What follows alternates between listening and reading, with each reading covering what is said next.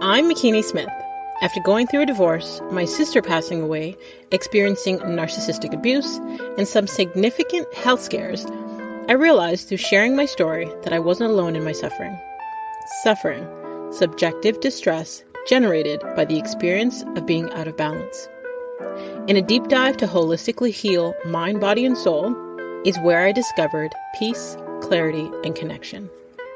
It is impossible to be truly wise without some real-life hardship, and we cannot develop post-traumatic wisdom without making it through, and most importantly, through it together.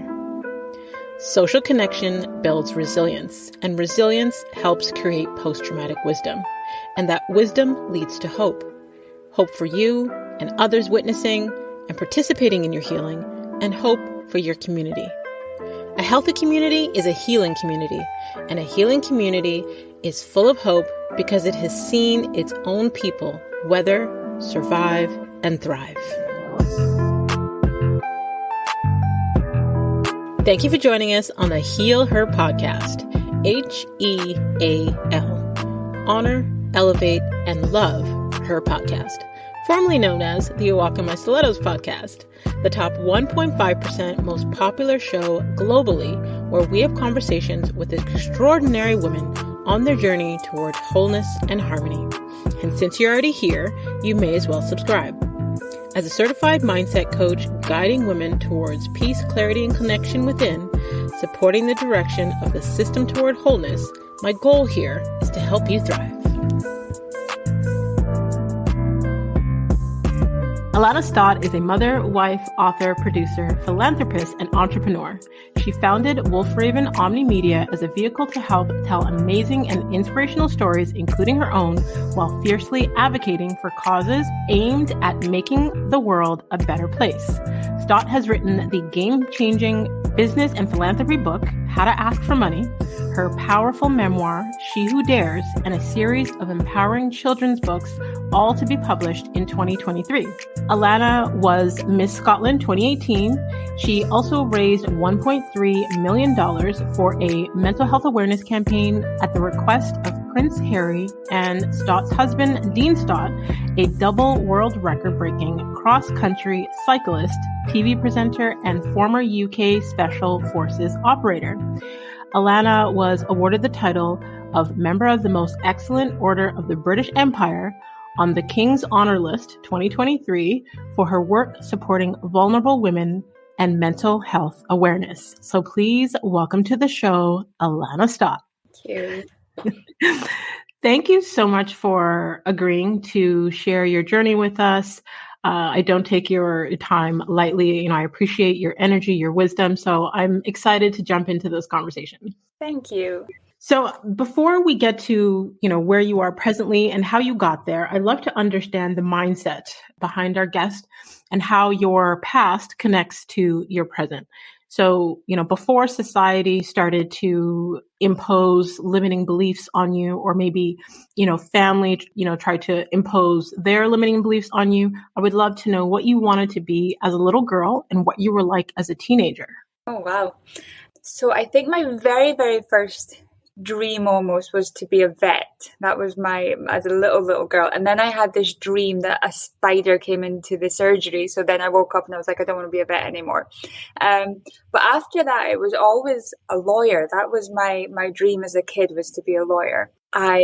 Anytime I seen something that just didn't seem right to me, I wanted to fix it. So I think that's where that came from. But I was always really, really good with money and finances and maths and things. So my accounting teacher, he was like, you have to be an accountant. My parents were like, you have to be an accountant. So everybody was like, but I found money really easy, but boring. But I did drift into that field eventually. And then as a teenager, I guess my younger brother was born when I was 9. So sorry to go back a little bit. My mum and dad got divorced when I was 7, and then my mum met someone else, and he was, I think, about 13 years younger than my mum. So when they had a surprise child, he probably struggled and she struggled a bit. So Adam, my younger brother, was almost my responsibility immediately. So he was in my bedroom from when he was born, and I got up and done the night feeds and done all that sort of things from 9. So from 9, all my friends were going out, playing in the park and doing all those things, and I had this new little responsibility. So I guess from 9 is probably when my motherhood began in my life. So that kind of teenage years, then my mum got sick when I was around 13. So that I became almost like the breadwinner of the house. I was the one working. I was doing all this. So it was just about providing for the family. And then when she passed away at 15, then that responsibility became like a full-time permanent one. So I guess I always say from the age of 9, that was when I've always been looking after other people. Wow. I mean, well, I'm sorry for your loss. I would be interested to know, like, how do you feel having to take on adult responsibilities from such a young age shaped who you are today? Yeah, I think it's, I've got an 11-year-old daughter, and I've also got a 6-month-old. I've got a 6-year-old son and a 6-month-old daughter. And I'm really cautious to make sure that Molly gets to have her childhood, and because it's very, very easy for me to say, well, you just watch the younger ones, keep an eye on the younger ones. But I've always got that thought that I want her to have that childhood, because it's such a small amount of time. And it does shape you. If you miss out on that fun parts of childhood, it really does shape the rest of your life. And it's a difficult one. I was speaking with my husband the other day. I said, I don't want her to have the life that I had per se. Like, I don't want her that life, but it hasn't made me a bad person. So It's quite you don't want to spoil your kids because I heard something the other day that something like 3 generations, if you're driving about in a Ferrari, by 3 generations that'll be lost if you keep that system up, like not teaching a kid resilience and hardship. And I call it the fear, the fear of not being able to pay the rent, or not being able to pay or not being able to eat. If they don't have that fear, then they're not learning that. So it's a balancing act to make sure she is having a childhood and enjoying life and being happy, but also gaining that strength and resilience that one day she'll have to do it. Yeah, absolutely. How has motherhood changed you or even forced you to heal? Yeah, I guess my younger brother was always, my responsibility as far as in my heart, I guess, as I was growing up. And then when I had my own children, it was a different feeling. I think Molly was the first one to come along. And so when I was 15, when my mum passed, and then Adam's dad got custody of him in the end, and he moved away. So I moved down to live around where they lived. So at 17, unfortunately, I was attacked and I was raped by 2 men, and went through a court case with them, and they both went to jail. And now for me, it's doing everything to protect Molly from ever being in any of those kind of situations. So my healing process is almost, when she was born, the protector in me, I knew I was a protector, but by God, when I had a daughter, it came out so much more. And everything about the way I bring her up, the way I teach her, everything is to protect her body, from what could happen in this world. So that definitely was something that I wasn't expecting. I knew I had the maternal instincts, but the protector instincts were something that came out fiercely with Molly. And I think different with my son. It's strange because my son is like my baby boy and I love him and it's awesome and it's great. But, she definitely gets the stricter mom who's very, very, very protective of her. Yeah, absolutely. And, I'm sorry you had to go through that experience of having your space violated. When you say that it gives you that instinct to be that protector for your daughter, I can totally understand, because it's like our childhood wounds and our childhood traumas. At the end of the day, we're all adults walking around with our trauma responses. So the way that we function is because of, things that happened when we were younger. So you having, even subconsciously and consciously, not wanting her to ever feel that's that automatic protection because she's a female. Totally understand. So I guess, so you lost your mom at a young age, and, typically our parents and our caregivers are our loudest, fans or critics, whether we choose to rebel as teenagers or not. So with your mom passing away and getting sick at such a young age, where did you receive praise from? I had an older auntie, a great auntie. She passed away a couple of years ago. She was 95 when she went, but she was probably like my closest thing I would have to a maternal figure, I guess. And she was born in 1924. She lived through the war. She was an amazing woman. She never married, traveled the world. She was going on single women holidays in 1947. She was awesome.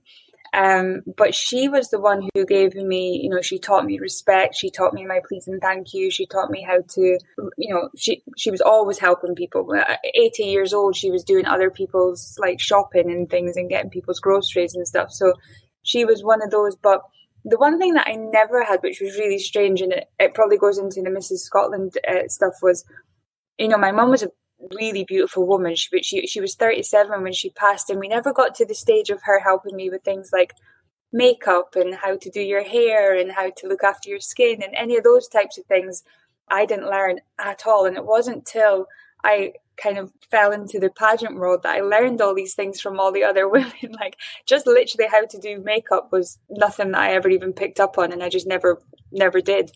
Right. So regards for the, I was saying this to my husband the other day, like my kids, I tell them I love them about 1,000 times a day and I hug them all the time. And I've still never really had that person who you get that cuddle from. I think that's probably the biggest thing that I've ever missed is that because a mother's love is, I guess it's irreplaceable if it's gone. So that's definitely something that I've missed, but I've got some awesome friends. That's one thing I would say.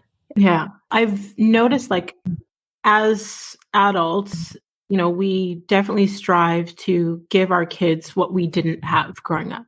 I grew up in government housing in certain environments, and then wanting to make sure that my kids never experienced that life. So they had more than they need, probably spoiled them at sometimes. But, it forces us to want to do things differently, not just for our children, but in the world in general. And, you're an advocate for mental health and veterans and fighting against human trafficking. So where do you feel that your drive to be an advocate comes from? I think because of the losses and understanding what it is to have nothing, I've never had a great deal of fear. Again, I grew up in a not very nice area. There was always something happening where we were. So we learned how to protect ourselves. We didn't have guns in like they had in the US, but, I slept with a hockey stick next to my bed and, these types of things. So you do learn how to look after yourself. And I knew that I could, but I also knew I had the strength to look after other people. And I think every time I seen injustices or bad things happening, I always felt like I needed to help. So when I met my husband as well, and I think that's what I fell in love with when I met him, was he was the same as me. He would be, I think I seen him pay for someone's groceries in a supermarket once without them noticing, and just little things like that. I was like, this guy is the same as me. And we both got that. We need to help people. It's in us to help. So you have to help. And I just think if you've got that ability, you should do it. So, and mainly it's to do with, vulnerable people. And I see my husband, the way he was treated when he left the military. He was injured, and it wasn't a very good process. So I was like, right, these guys need help. They don't know what they're doing. They're leaving after 17 years of being babied by the military, really, then put out into this world with no idea what to do. So I wanted to help them.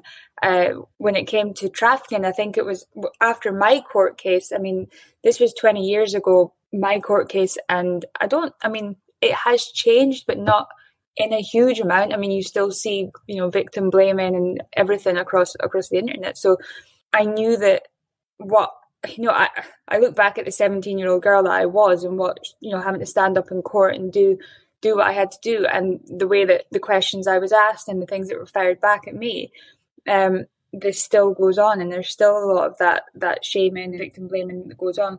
And I think there's so many different stages of post-abuse that happens that we don't talk about. We almost want victims. We want sad, crying, needing, but there's so much more that goes on in the trauma stages. And the more I was learning about human trafficking, I was learning about, grooming, all sorts of different things. I was like, this has been looked at completely wrong. I have to do something. So the trafficking side of thing is my passion. Like, I love helping with my husband's veteran causes. I love helping the mental health sector, but fighting trafficking is definitely my thing. Yeah. I mean, I've said many times in like the, 250 interviews that I've done, like, every woman that I've spoken to, there's a commonality where our pain births our purpose. It was something that we experienced, some form of trauma or something that we went through, and we don't want other people to experience that. And it becomes our purpose to help and to serve and to make that impact. I would love to know, I guess, because you've worn so many hats, from Ms.Scotland to, bank manager, to all these different hats that you've worn, what for you do you feel has been the most fulfilling? Fulfilling personally for me is my writing. That's definitely where I get my comfort. If I'm in a happy place, I'm writing something. So for other people, I guess it is the work that I do. But I feel that for example, I would say I was speaking to my editor of my book the other day. So this is She Who Dares. It comes out in July, and she was editing that for the final stages. And she messaged me and she was like, "This is great. I just wanted to go through this, but I also wanted to tell you this happened to me too. And your book's, and this is the editor of the book." I was like, "This is why I wrote this book," because I wrote the book after my husband had wrote his book, and people had said, "Oh, when do we hear Alana's story?" And I said, like, I've always wrote my book, but more as like a journal than anything else. And then I was talking to a friend, and she was going through a circumstance that was in the book, and she was like, "I didn't know you were going through this as well." And she's like, "Thank you for sharing, and thank you for the journey, because the journey helps." And that was when I said, "Look at this, I need to just write this book for that." And whether I want to share these stories, and it wasn't until probably during COVID that I actually started sharing my 17-year-old story, because I still had you never heal. I would say, you don't, it's a journey. Yeah. It is a journey, and it's a constant journey. And I think every stage of life has changed me. When you think it's all good and then something else will happen, but that's cool. And I think that's just life. And I'm not saying that you're never going to be better, but it's always part of you. It's always going to be part of you. And there's always new things to learn. And I think with each stage of healing and trauma, you do grow, and you're able to develop onto that. So I don't want to tell people you're never going to be healed. I shouldn't say that. Yeah. But it is definitely a journey. I think that people have this perception that once you've healed from something, you're good, you never feel it again. But that's not what it is. Anyone who's been through something traumatic or, had life-changing events happen to them, as you evolve in your healing journey, as you evolve as a person, you feel that you've healed more and more, but it's like there's always going to be triggers or something that forces you to heal on a deeper level. It's like, we feel that we have, gone to therapy and worked through things and done this, and then we've healed at a certain, I guess, depth. And then something happens in life and we're like, "Oh my God, why was I triggered? I thought I healed from that." And then, we have to give ourselves grace and realize, okay, now we've evolved and opened up space to actually heal a little bit deeper. But the more that we heal, the more that we're able to help others. So I get what you're saying about, not wanting to let people have this idea that you never heal, but technically we kind of don't. It's a healing journey, but it's a beautiful growth process. Yeah.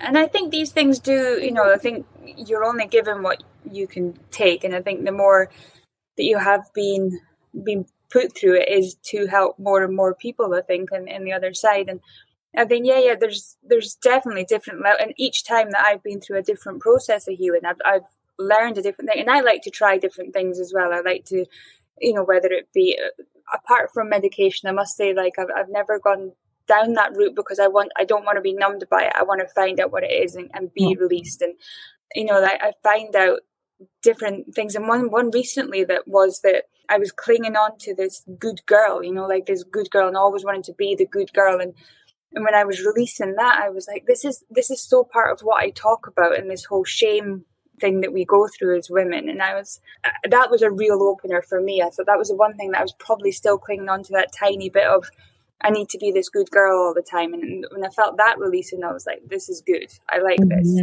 Yeah. Because it's something that I was guilty of with my own daughter, is like, be good, be respectful, be polite, always.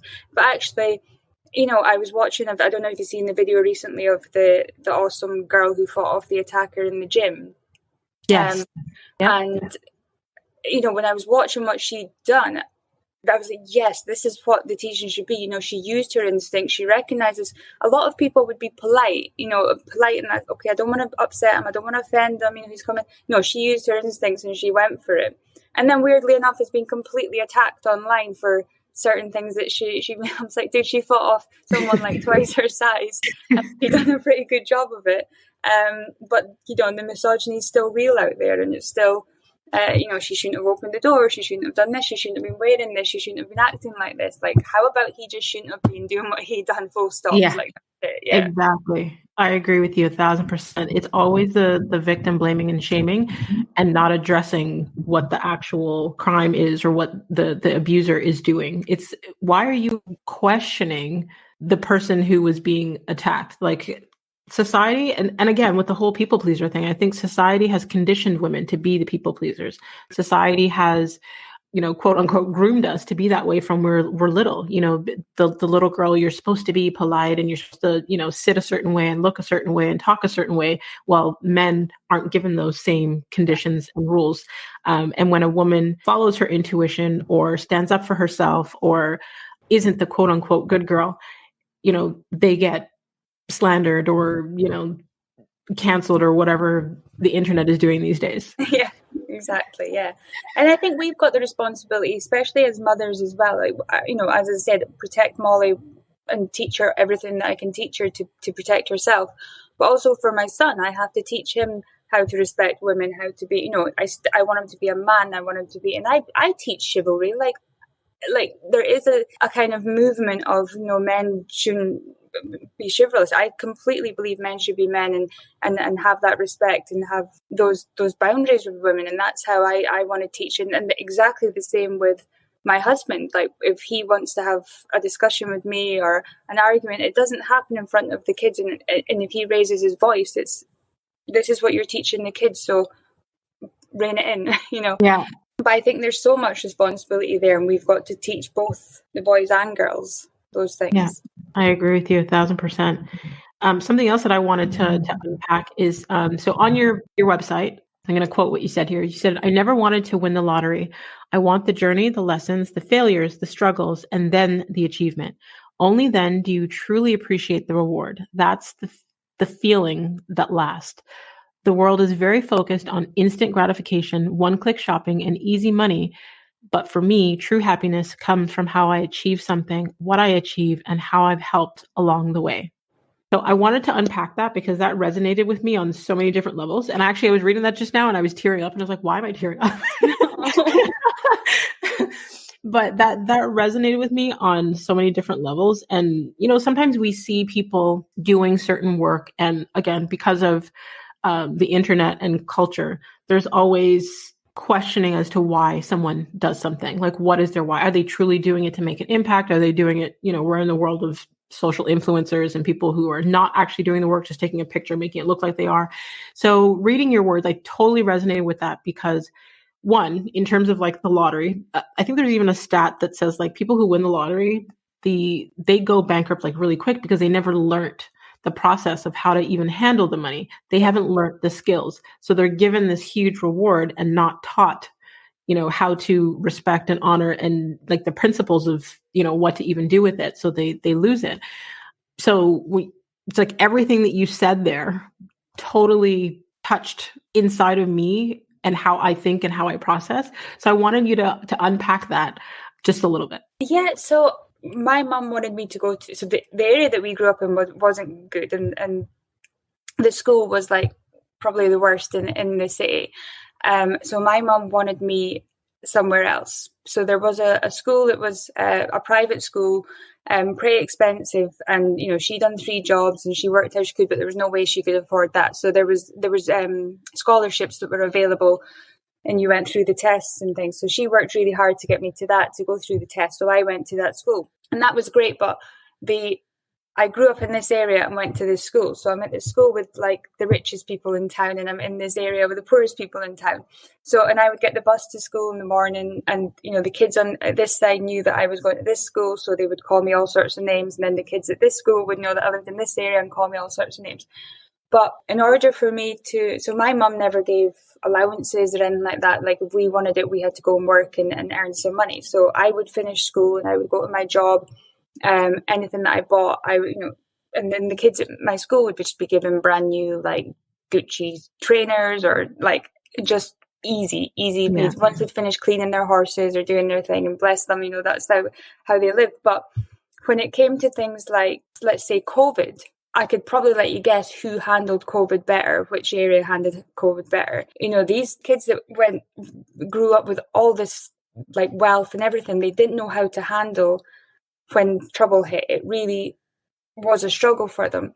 Whereas the people that I know in my area that I grew up in that have done successful, they've worked hard.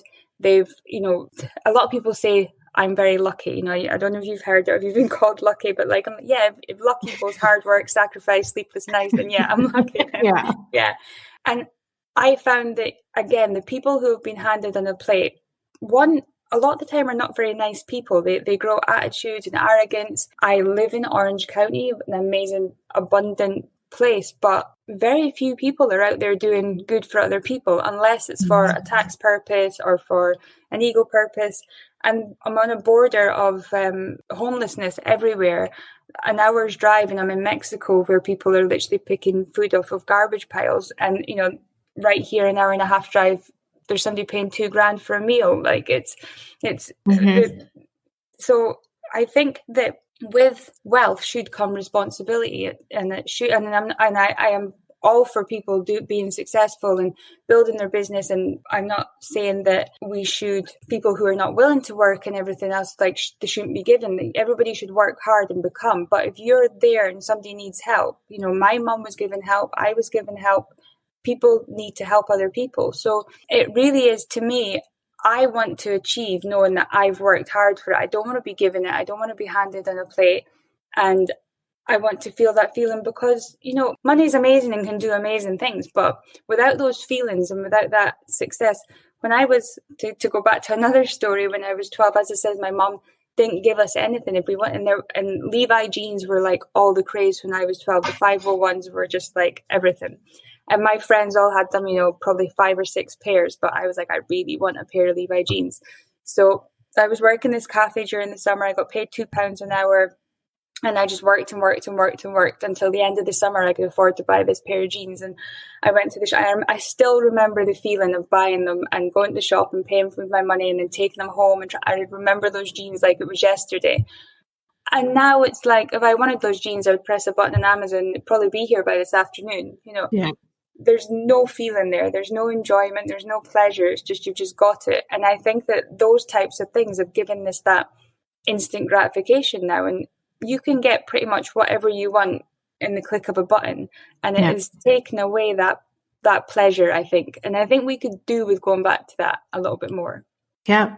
Again, I totally resonate with everything you're saying. I strongly believe that, you know, I call it the microwave generation where, you know, they're just used to everything like right now. I remember growing up, I don't even know if microwaves were there. Maybe they were just out around them times. I don't remember. But having to warm up food by putting it in the oven and, you know, the toaster oven or things like that, like having to actually wait for things. I also resonate with what you said about, you know, when you grow up in hardship, yeah, you do get help and you learn to help others, because I feel like there's a difference between a handout versus a hand up. And I think that when we are given help, basically, you know, we're still working to achieve something. We're still learning to understand the value of money and things, rather than just being given things and appreciating it and understanding and not being, I'm going to use the word entitled, I guess, because I believe, like, even though I grew up in hardship, I don't think my kids could withstand that lifestyle, partially because I didn't want them to, but then I feel like there's a sense of entitlement where they don't understand the value of certain things. Yeah. And I guess it's every generation exactly the same. I remember my grandparents, they had a house. It was a 3-bedroom, like end of block house, and I thought it was cute. I remember thinking then it was like a huge. And I remember when my grandparents got a shower, it was like, whoa, they've got a shower. And I don't think I got a shower till I was in my late teens, 20s, kind of, definitely on my own. I remember getting it put in, and it was super exciting that I was getting a shower. But we had one bathroom, one bath, and me and my brother would share a bath. And I tell my kids that now, and they're like, "You had one bathroom? You all had to share the same bath?" Like it was some sort of like, that we had to like actually walk up to the TV and change the channel rather than you sort of. Yeah, the difference of our upbringing versus our kids. Like like yourself, I grew up in a house with one bathroom, and my mom had to raise 3 kids. She moved in my grandparents. I think we also had my aunt living there at the time. Like everybody sharing one bathroom. My son was born in a 5-bedroom house with 5 different bathrooms. Like, find them half the time. But like I try and say, I tell Molly and Tommy this, and Tommy's like, "Oh God, the olden days sound horrible." And I'm like, "That's not the olden days." But like the one thing I never lacked in that early childhood, before, I wouldn't say before Adam was born. Sorry if you're listening to Adam, but before like the kind of hard stuff happened, the love was always abundant. We didn't have money and we didn't have stuff, but it was so much fun. We would always have fun. There was always something happening that was an adventure. Like we'd go in the woods and we'd play and we'd, just find things to make fun. So it was never any lack of anything like that. Yeah, we didn't have a shower and we didn't have, a remote control, but it was always happiness and fun. And then you did get those new things like, we had four channels on the TV, and then when Channel 5 came in, it was like, whoa, and it was so exciting and so like amazing to get it. But it happened quite slowly. I remember now it seems to be there's always something new coming or evolving, or, I think I walked past a DVD store the other day and I was like, whoa, do people still rent DVDs? That's amazing. But I guess, yeah, we, and probably in 40 years' time, Molly's kids are going to be like, "Wow, did you only have 5 bathrooms?" Or I don't know, maybe we'll go back. I don't know how it'll be, but it is always changing. But I think as long as you're happy in that circumstances, then a lot of kids are growing up a lot worse. I always say that there's always somebody worse. There's always, yeah, absolutely, and. So I've, for years, had this affirmation that I would say to myself to help me get through, I guess, my transitioning as I was evolving in business because of my upbringing. And I would say, I'm rich in relationships and love. And I would focus on being wealthy in friendships, wealthy in health, wealthy in connections, all those things, because, money isn't the only thing that has value. And I've been around people, I've been in a relationship with someone that all they valued was money. And you could see the difference in how they treated people and how they honored things. And I just didn't want to be that. So I think it's beautiful that we've had that experience. And now that the life that we have now, we're still able to guide our children, hopefully in a healthier direction. Yeah, and see, I guess, I remember going to visit one of our friends, like lovely guy, but he lives on his own in this huge house, huge estate. In his garage, he's got maybe, 3 sports cars, I think, at least in there. One of them's in this like bubble, air bubble thing to protect it. It's got all this like crazy stuff around it. And, house is immaculate. He's got the koi in the pond. He's got all these things in this huge house on his own with his cars in bubble wrap. And I remember the kids going, "Mom, can we get a house like that? That looks awesome." I was like, that man's very, very sad. He's very unhappy. Like what he would do to have the 3 of you running around making noise, making mess, happiness and fun. Like that's not the life you want for sure. Like nothing about that made me go, "Oh wow, I want this." Like It just made me really sad. There was no life in that house, and I felt for him. I really did. Yeah, there was a study I read one time, and I don't know if it was like just about shoes. It was just like material things, but people who overly purchase. Like I said, I don't remember if it was strictly just shoes or material things, but it was basically saying like there's a emptiness that they're trying to fill from, their childhood. There's an emptiness within them that's void that they're trying to fill with those things. So I would much rather have, connections and love and people than the material thing. Yeah, actually, yeah, when I was, after Mum had passed away, I actually got arrested for shoplifting. And I remember when they took me into the police cell, and I had a bag full of clothes that wouldn't have fit me, like wouldn't have been my size, wouldn't have been my color, anything. And the police were actually really, really nice to me. Luckily enough, I was tearful, I was regretful, I was sorry for what I'd done, and I think they realised that I was just a bit of a little lost child at the time. But now I've studied it a bit more and realised that shoplifting is part of the grief process, and that is something but at the time it definitely wasn't known that was part of that. But luckily I had some good police at that point. But yeah, there was nothing in that bag that I would have worn, that I would have needed. That it was just stuff. It was just stuff filling that void, I guess. Yeah. Wow. I guess what advice would you give to a woman that's on her path to overcoming right now? I think that in that moment that you're feeling that pain, that I can't go on feeling this is awful, just from people that have been through it, tomorrow's a different day, and that it does get better. And what you're doing right now is almost learning and growing that, what we were just talking about with the healing process, that this moment is actually just preparing you for the next moment, which is just going to be better. And it always gets better. Even in that darkest moment, it always gets better. Yeah. Beautiful advice. Thank you. So before we go to our final segment, I would love if you could tell those listening where they could stay connected with you online, where they can learn more from you and about all the initiatives that you're a part of. Yes, so alanastott.com is my website, which is actually, it's up at the moment, but it's being developed, so I'll have everything that I'm doing. And then across, social media, I guess, Alana Stott is pretty much where you'll get me on anything. Awesome. So I will definitely have all of the links where they can connect with you in the detailed section below the episode, so they don't have to search too far. Thank you. You're welcome. So for the final segment of the show, it's kind of like a rapid fire. You can answer one word, one sentence. I don't really like to live in a box. It makes me feel claustrophobic. So if you feel you need to expand your answers, feel free. Okay. Okay. Let's start with name a book that has changed or greatly impacted your life. The Time Cleanse. I know that's not going to be, it's not empowering, it's not them, but it is a fantastic book about just learning what doesn't matter in your life and to get rid of the stuff that's taking up too much time. I love it. I'm going to add that to my reading list. Thank you. Okay. If you could create one law that everyone in the world had to follow, what would that be? Pay it forward, I think, would be my one. Yeah. Love it. Okay. What would you say is your superpower? Forgiveness. Love it. All right. What's the last thing you do at night before you go to bed and the first thing you do in the morning when you wake up? Since she's been born, it's almost a bit of an OCD, but I always kiss Molly. I have to kiss Molly before I go to sleep. And then wake up is now feed my 6-month-old. Okay. And last but not least, what do you wish women would do more of? I wish we would see ourselves the way we see our best friends. I wish we could love ourselves as much as we love the person we love the most. That is beautiful advice.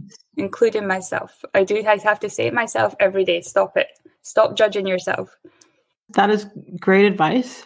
And again, now I'm trying not to tear up because one of my closest friends had said that to me about 2 years ago. She said, I wish you would give yourself as much grace as you give others. I wish you would show yourself as much love as you show others. So thank you, Alana. Thank you for sharing your healing journey with us, your wisdom, all of your tools. Thank you for the work that you do in the world. I truly, truly appreciate you. And I don't take this time lightly. So thank you. Oh, and thank you so much. Thank you for your time. And to all of you healers out there, until next time, subscribe on all platforms. Don't forget to rate the show and leave us a review on Apple Podcast. We would love to know, what you took away from Alana's story, what resonated with you. Feel free to screenshot this episode and you can tag us on Instagram. You can tag Alana at Alana Stott. You can tag myself at The Real McKinney Smith. And be sure to pick up our books available online. And a healthy community is a healing community, and a healing community is full of hope because it has seen its own people weather, survive, and thrive. So let's continue to heal her.